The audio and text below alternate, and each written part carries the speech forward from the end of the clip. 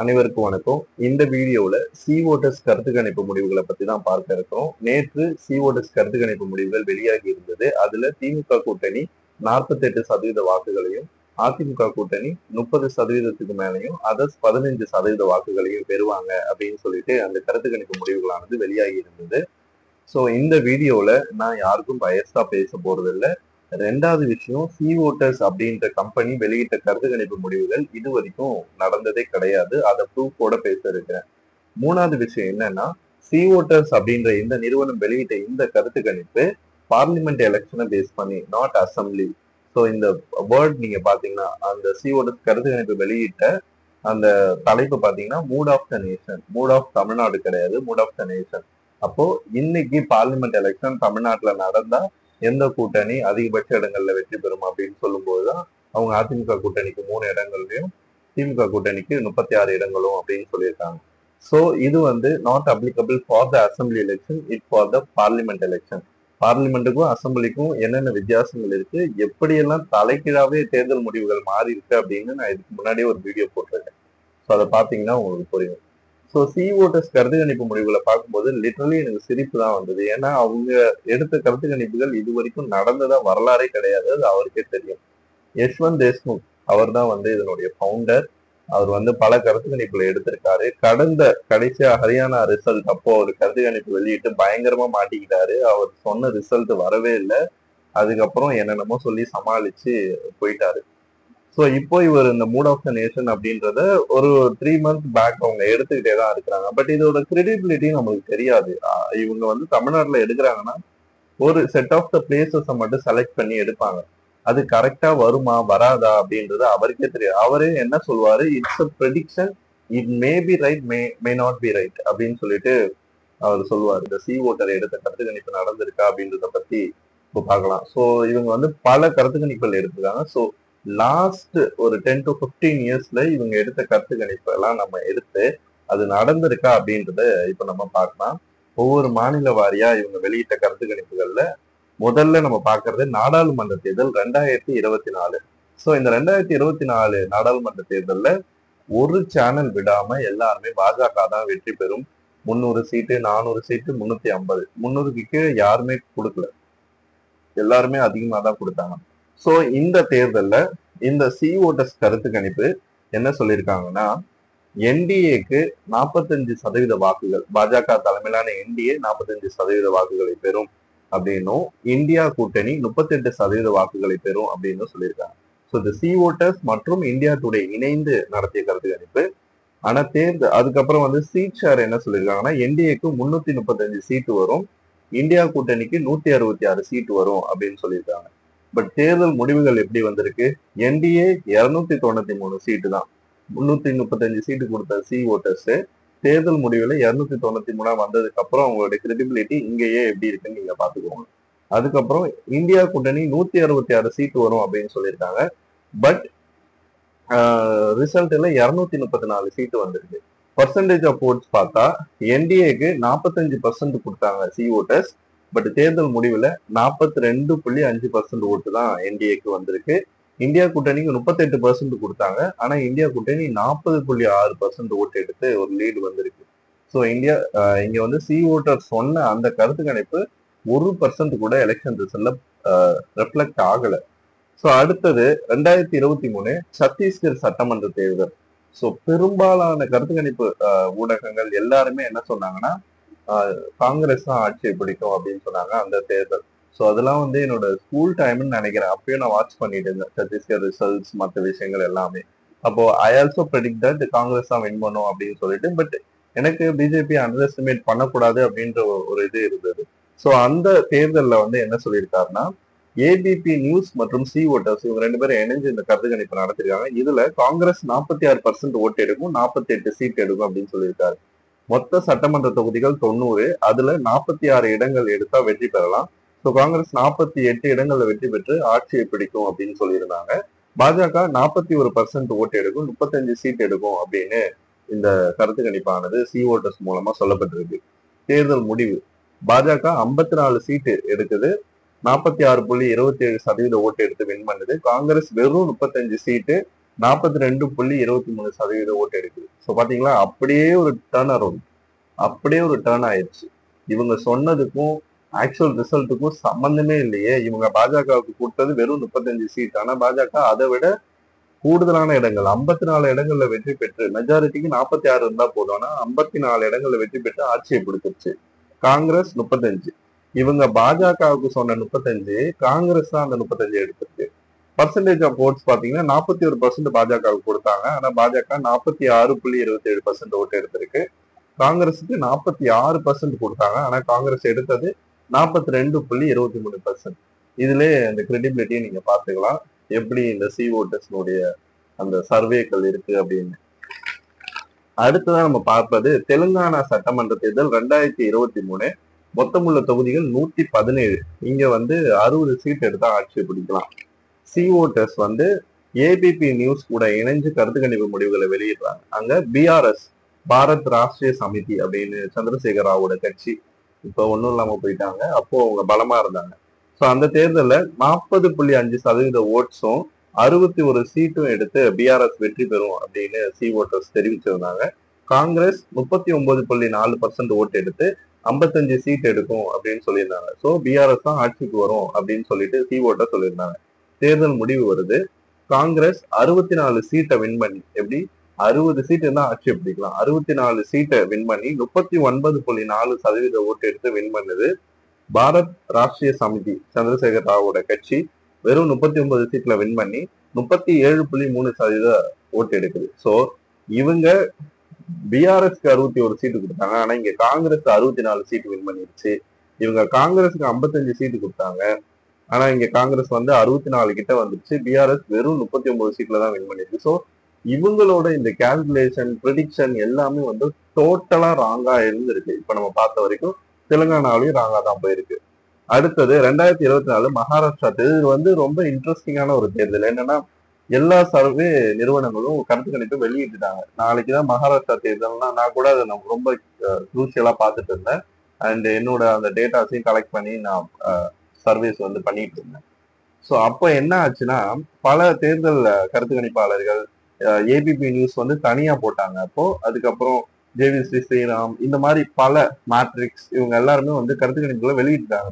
யஷ்வந்த் தேஷ்முக் என்ன சொன்னார்னா, என்டிஏ கூட்டணி 100 சீட்டு வரும், இந்தியா கூட்டணி அதை விட 110 சீட்டு லீடு எடுக்கும், மற்ற தொகுதிகள்லாம் இழுபறி அப்படின்னு சொல்லிட்டு ஒரு இன்டர்வியூல சொல்லியிருந்தாங்க. ஆனா கருத்து கணிப்பை அவர் வெளியிடவே இல்லை. 2024 தேர்தல் முடிவுகள் நாளைக்குன்னா இன்னைக்கு நைட்டு ஒரு இன்டர்வியூ வச்சு அதை அவர் பேசத்தான் இருந்தாரு இந்தியா டுடேல. ஆனா திடீர்னு அதை சொல்லாமலே பயந்து ஓடிட்டாரு. அந்த தேர்தல் முடிவுகளை வெளியிடுறது கூட அவருக்கு துணிச்சல் இல்லை. ஏன்னா உங்களுடைய சர்வே ஒரு முறையான அமைப்பு இல்லை அப்படின்றத என்னோட கருத்து. ஏன்னா இது வரைக்கும் அவங்க வெளியிட்ட எந்த கருத்து கணிப்புகள்லயும் 1% கூட அது நடக்கல. அப்படின்னும் போது அதோட கிரெடிபிலிட்டி ஒண்ணுமே இல்லை. மகாராஷ்டிரா தேர்தலில் அவர் பயந்துதான் ஓடினாரு, அது நான் உறுதியாவே சொல்லுவேன். அது இன்டர்வியூவா அவர் கொடுத்துருக்கலாம், அது கொடுத்தும் தப்பாதான் மறுபடியும் சொல்லியிருப்பாரு. ஏன்னா அங்க என்டிஏ கிட்டத்தட்ட லேண்ட்ஸ்லைடு ஸ்வீப் பண்ணிச்சு. 200 சீட்டுக்கு மேல இந்தியா கூட்டணி 50 சீட்டு தான் வின் பண்ணாங்க. இவர் சொன்னது என்னன்னா, என்டிஏ 100 சீட்டு, இந்தியா கூட்டணி 110 சொன்னாரு. ஆனா அப்படி இல்லையே, டோட்டலா வேற மாதிரி இருந்துச்சு. ஒருவேளை அந்த இன்டர்வியூ கொடுத்திருந்தாங்கன்னா கண்டிப்பா மாட்டிருக்கு. அடுத்தது ஹரியானா சட்டமன்ற தேர்தல். இந்த ஹரியானா சட்டமன்ற தேர்தல்ல பல்வேறு ஊடகங்கள், 90% ஊடகங்கள் கருத்து கணிப்புல என்ன சொன்னாங்கன்னா, காங்கிரஸ் தான் வெற்றி பெற்று ஆட்சியை பிடிக்கும் அப்படின்னு தான் எல்லாரும் சொல்லிட்டு இருந்தாங்க. இது 2024. மொத்த சட்டமன்ற தொகுதிகளோட எண்ணிக்கை 90. இங்க சி ஓட்டர்ஸ் மற்றும் இந்தியா டுடே இணைந்து வெளியிட்ட கருத்து கணிப்புல காங்கிரஸ் 58 சீட்டு, இது ஒரு ஸ்வீப் தான், 58 சீட்டு வின் பண்ணி 43.8% வாக்குகளை எடுத்து வெற்றி பெறுவாங்க அப்படின்னு சொன்னாங்க. பாஜக 37.2% வாக்குகளையும் 28 சீட்லயும் வின் பண்ணுவாங்க அப்படின்னு சொல்லியிருந்தாங்க. தேர்தல் முடிவுகள் வருது. வழக்கம் போல ராங் தான். தேர்தல் முடிவுல பாஜக 40% ஓட்டு எடுத்து 48 சீட் எடுத்து ஆட்சியை பிடிக்குது. 46 சீட் இருந்தா கவர்மெண்ட் ஃபார்ம் எல்லாம் 48 போது 2 சீட்டு கூடுதலாவே வந்துருச்சு. காங்கிரஸ் 39.09% எடுத்து 37 சீட்டு வின் பண்ணுது. ஸோ கம்ப்ளீட்டா இங்கேயும் இவங்களோட ப்ரெடிக்ஷன் ராங்கா போயிடுச்சுன்றதை நம்மளால பார்க்க முடியுது. இதுதான் இவங்களோட கிரெடிபிலிட்டி. அடுத்தது 2021 அசாம் சட்டமன்ற தேர்தல். 125 சட்டமன்ற தொகுதிகள் கொண்ட மாநிலம். இங்க 64 சீட் எடுத்தா வின் பண்ணி ஆட்சியை பிடிக்கலாம். ஏபிபி நியூஸும் சி ஓட்டர்ஸும் இணைஞ்சு கருத்து கணிப்புகளை வெளியிடுறாங்க. என்டிஏ 71 சீட் வரும், மகாஜோட் அப்படின்றது காங்கிரஸ் தலைமையிலான கூட்டணி. அவங்க வந்து 66 இடங்கள்ல வெற்றி பெறுவாங்க அப்படின்னு சொல்றாங்க. 64 இருந்தா ஆட்சியை பிடிக்கலாம். பட் இது வந்து ஒரு டைட். அதிகபட்சமா என்டிஏ 71 வரும், அதிகபட்சமா மகாஜோட் 66 வரும் அப்படின்னு சொன்னாங்க. ரெண்டு பேருமே இந்த 64 கிராஸ் பண்ணி நிக்கிறாங்க. சோ இது வந்து ஒரு ஹங் அசம்பிளி, இழுபறி சட்டமன்றம், தொங்கு சட்டமன்றம் அப்படின்னு சொன்னாங்க. பட் தேர்தல் முடிவுகள்ல என்டிஏ 75 தொகுதிகளில் வெற்றி பெறுது, 45.5% வாக்குகளை பெறுது. மகாஜோட் 50 தொகுதிகளில் வெற்றி பெறுது, 43.6% வாக்குகளை பெறுது. ஸோ இது வந்து ஒரு கிளியர் மேண்டேட். இது இழுபறி இல்லை, இது ஹங் அசம்பிளியாவும் இல்லை. ஸோ இங்கேயும் இவங்களோட ப்ரெடிக்ஷன் மண்ணோடு மண்ணா போயிருச்சு. அடுத்தது 2022 கோவா சட்டமன்ற தேர்தல். ஸோ கோவா ஒரு சுற்றுலா தலம் அண்ட் ஆல்சோ இட்ஸ் ஸ்டேட். அங்க வந்து மொத்தம் 40 சட்டமன்ற தொகுதிகள் இருக்கு. 21 தொகுதிகளில் வெற்றி பெற்ற ஆட்சியை பிடிக்கலாம். ஏபிபி நியூஸும் சி ஓட்டர்ஸ் இணைஞ்சு சொன்ன கருத்து கணிப்புல என்டிஏ பாஜக தலைமையிலான சிறிய கட்சிகள்லாம் சேர்ந்து 14 டு 18 இடங்கள்ல வெற்றி பெறலாம் அப்படின்னு சொல்லியிருந்தாங்க. 23.6% ஓட்ஸ் வந்து பாஜக எடுக்கணும். யூபிஏ அப்போ வந்து இந்தியா அலையன்ஸ்ல யூபிஏ இருந்தது காங்கிரஸ் தலைமையில.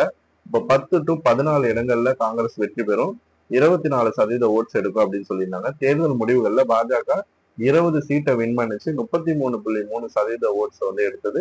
காங்கிரஸ் வெறும் 11 சீட்டு, 23.5% ஓட்ஸ் எடுத்தது. ஸோ இங்கேயும் யஷ்வந்த் தேஷ்முக்கோட சி ஓட்டர்ஸ் கம்ப்ளீட்டா அடிபட்டு போச்சு. அவங்க சொன்ன எந்த விதமான டேட்டா பாயிண்ட்டும் இந்த மாநில சட்டமன்ற தேர்தலையும் நடக்கல. இவங்க காங்கிரஸ்க்கு 10 டு 14 கொடுத்திருந்தாங்க. பட் காங்கிரஸ் வெற்றி பெற்றது வெறும் 11 சீட்டு தான். 24% ஓட் ஷேர் கொடுத்திருந்தாங்க. பட் அதுவும் நடக்கல. என்டிஏக்கு 23% தான் ஓட் ஷேர் கொடுத்திருந்தாங்க. ஆனா என்டிஏ வந்து 33, அவங்க சொன்னதை விட 10% கூடுதலா வாங்கியிருக்கு. எப்படி சர்வே எப்படி இருக்க முடியும்? 1% 2% கூடுதலாவோ இறங்கியோ வருதுன்னா கூட வி கேன் அண்டர்ஸ்டாண்ட் தட். ஆனா 10% ஒரு மார்ஜின்ல வருது அப்படின்னா அது எப்படி? கண்டிப்பா அந்த சாம்பிள்ல வந்து ஏதோ மிஸ்டேக்ஸ் ஆர் சம்திங் ஏதாவது இருக்கலாம். அடுத்து நம்ம பார்த்தது மத்திய பிரதேச சட்டமன்ற தேர்தல். ரொம்ப முக்கியமான ஒரு குரூஷியல் தேர்தல்னு சொல்லலாம். இந்த தேர்தல் வந்து 2023 வந்து நடந்தது. 230 சட்டமன்ற தொகுதிகள், 116 இடங்கள்ல வெற்றி பெற்ற ஆட்சியை பிடிக்கலாம். ஏபிபி நியூஸும் சி ஓட்டர்ஸும் இணைஞ்சு இந்த கருத்து கணிப்பு முடிவுகளை வந்து வெளியிட்டாங்க. ஸோ இதுல அவங்க என்ன சொல்றாங்கன்னா, காங்கிரஸ் 44.3% வாக்குகளை எடுக்கும், பிஜேபி 42% வாக்குகள் எடுக்கும். இங்க காங்கிரஸ் 111 சீட்லயும் பிஜேபி 130 சீட்லயும் வின் பண்ணும் அப்படின்னு இவங்க சொல்லியிருக்காங்க. பட் தேர்தல் முடிவுகள்ல பிஜேபி 163 சீட்ல வின் பண்ணி 48.6% வாக்குகளை பெறுது. காங்கிரஸ் 66 இடங்கள்ல மட்டும்தான் வெற்றி பெறுது, 40.45% வாக்குகளை பெறுது. ஸோ கிட்டத்தட்ட பாஜக ஒரு ஸ்வீப் பண்ணிருச்சு, 50% கிட்ட ஓட்டும் வந்துருச்சு. பட் இவங்க பாஜகவுக்கு கொடுத்தது வெறும் 42%, 130 சீட்டு தான். இவங்க சொன்னதை விட கிட்டத்தட்ட அவங்க 50 சீட்டுக்கு மேல கூடுதலாவே வின் பண்ணிட்டாங்க. ஸோ இங்கேயும் சி ஓட்டர்ஸினுடைய கருத்து கணிப்பு நடக்கல. அடுத்தது உத்தரப்பிரதேச சட்டமன்ற தேர்தல் 2017. மொத்தம் 403 சீட் இருக்காங்க. இதுல 202 சீட்ல வின் பண்ணா ஆட்சியை பிடிக்கலாம். ஸோ இங்கேயும் யஷ்வந்த் தேஷ்முக்கோட இந்த கருத்து கணிப்பு முடிவுகள் செல்லுபடி ஆகல அப்படின்னு தான் சொல்ல முடியும். அந்த இதுல என்ன சொல்றாங்கன்னா, ஏபிபி நியூஸும் சி ஓட்டர்ஸும் இணைஞ்சு வெளியிடுறாங்க உத்தரப்பிரதேச சட்டமன்ற தேர்தலுக்கு கருத்து கணிப்பை. சமாஜ்வாதி கட்சியும் காங்கிரஸும் கூட்டணியில இருக்கு. அது வந்து எஸ்பி பிளஸ் ஐஎன்சி அலையன்ஸ் அப்படின்னு சொல்லுவாங்க. ஸோ இங்க இந்த எஸ்பி பிளஸ் ஐஎன்சி அலையன்ஸ் 157 சீட்ல வின் பண்ணும், 35% ஓட்டு எடுக்கும் அப்படின்னு இவங்க சொல்லியிருக்காங்க. பாஜக தனிச்சு 129 தொகுதிகளில் வெற்றி பெறும், 27% ஓட்டு எடுக்கும் அப்படின்னு சொல்லியிருக்காங்க. பகுஜன் சமாஜ்வாதி பார்ட்டி பிஎஸ்பி 108 தொகுதிகளில் வெற்றி பெறும், 26% ஓட்டு எடுக்கும் அப்படின்னு சொல்லியிருக்காங்க. தேர்தல் முடிவுகள் வருது, வழக்கம் போல ராங் தான். பிஜேபி 312 தொகுதிகளில் வெற்றி பெறுது, 39.67% ஓட்டு எடுக்குது. இவங்க வெறும் 129 130 சீட் தான் கொடுத்தாங்க. ஆனா பிஜேபி வின் பண்ணது 312, கிட்டத்தட்ட மெகா லேண்ட்ஸ்லைடு ஸ்வீப். அது இப்படிப்பட்ட பெரிய மாநிலத்துல 402 சீட்ல 312 எங்க இருக்கு? ஆனா இவங்க கொடுத்தது வெறும் 129 தான், 130 தான் கொடுத்துருக்காங்க. பட் பிஜேபி வின் பண்ணது எங்கேயோ. ஓட் பர்சன்ட் பிஜேபிக்கு இவங்க கொடுத்தது 27%. ஆனா பிஜேபி வின் பண்ணது 39.67%. கிட்டத்தட்ட 40% எடுத்துருக்கு பிஜேபி. இவங்க கொடுத்தது 27%. ஸோ பிஜேபி கூடுதலாவே 13% மேல ஓட்ஸை வாங்கியிருக்கு. அப்போ இங்க கம்ப்ளீட்டா இவங்களோட மெத்தட்ஸ் எல்லாமே ராங்கா தான் இருக்கு. அதுக்கப்புறம் எஸ்பி ஐஎன்சி அலைன்ஸ் வந்து வெறும் 47 தொகுதிகள்ல தான் வெற்றி பெறுது. இவங்க கொடுத்தது 157 தொகுதிகள். ஆனா ஆக்சுவல் ரிசல்ட் வெறும் 47 தொகுதிகள் தான் வருது.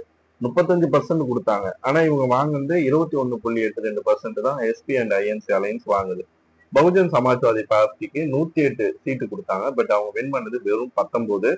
பர்சன்டேஜ் ஆஃப் ஓட்ஸ் அவங்க கொடுத்தது 26%. பட் பிஎஸ்பி வாங்கினது 22.23% தான் வாங்கியிருக்கு. பாஜகவுக்கு அடுத்தது அதிகபட்சமா இவங்க தான் ஓட்டு வாங்கியிருக்காங்க. ஸோ இங்கேயும் இவருடைய கருத்து கணிப்பு முடிவுகள் கம்ப்ளீட்டா வேனிஷ் ஆயிடுச்சு. அடுத்தது ஓட்டர்ஸ் நம்ம தமிழ்நாட்டுல இப்ப சொல்லியிருக்கிறது, திமுக கூட்டணி 48% 36 சீட்டு, அதிமுக கூட்டணி 30% 3 சீட்டு, அதர்ஸ் 15% அப்படின்னு சொல்லியிருக்காங்க. கம்ப்ளீட்டா இது நடக்குமான்னு என்ன கேட்டீங்கன்னா, நான் ஓட்டர்ஸ பர்சனலா நான் நம்ப மாட்டேன். ஏன்னா அவங்க இது வரைக்கும் வெளியிட்ட எந்த கருத்து கணிப்பு முடிவுகள்லயுமே ஒரு கிரெடிபிலிட்டி இல்லை. இது வரைக்கும் ஒரு தேர்தல் கூட அவங்க சரியா சொன்னதா எனக்கு ஞாபகம் இல்லை. அதனால இந்த முடிவுகள் அப்படியே நடக்குமா அப்படின்னு கேட்டா இல்ல. அசம்பிளில கண்டிப்பா ஃபேக்டர்ஸ் மாறும். பார்லிமெண்ட்னா வேற மாதிரி தான் ஓட்டு போடுவாங்க. அது பல மாநிலங்களை உதாரணமா சொல்ல முடியும். பார்லிமெண்ட்ல தான் நடந்ததுதான் அசம்பிளிலையும் நடக்கும் அப்படின்னு நான் நம்ப மாட்டேன். அரசியல் அடிப்படை அறிவு இருக்கிற யாருமே அது மாதிரி பேச மாட்டாங்க. சோ ஊடகத்துல பேசிட்டு இருக்கவங்க எல்லாம் இது 48% வந்துருச்சு, திமுக கூட்டணி வின் பண்ணும் அப்படின்னு சொல்றாங்க. அது அவங்களோட நம்பிக்கையை காட்டுது. பட் ஆக்சுவல் ரிசல்ட் அப்படி வருமான்னு கேட்டா என்னுடைய பர்சனல் ஒப்பீனியன் அப்படி கிடையாது. ஏன்னா பார்லிமெண்ட் வேற, அசம்பிளி வேற. சோ பார்லிமெண்ட்ல ஸ்வீப் பண்ண திமுக அலையன்ஸ் தான் அசம்பிளில ஸ்ட்ரகிள் ஆச்சு 2021. அந்த மாதிரி தான் இந்த ரிசல்ட் இருக்குமா அப்படின்றத பொறுத்து தான் பார்க்கணும். டிவிகே இருக்கு. டிவிகேக்கு பல மண்டலங்கள்ல ஹியூஜ் சப்போர்ட் கிரியேட் ஆயிட்டு இருக்கு. திமுக அதிமுகவுக்கு நிகரான ஒரு கட்சியா அவங்க பல இடங்கள்ல வந்துட்டு இருக்காங்க. ஸோ 2026 தேர்தல் முடிவுகள்ல நிச்சயமா அந்த ஓட்டர்ஸ் கருத்து கணிப்பு மறுபடியும் அடிபட்டு போகும் அப்படின்னு தான் நான் எதிர்பார்க்கிறேன். 2026க்கு அப்புறம் தேர்தல் முடிவுகளை பார்த்துட்டு மறுபடியும் இந்த பொய்யான கருத்து கணிப்பை பத்தி ஒரு வீடியோ போடலாம். தேங்க்யூ.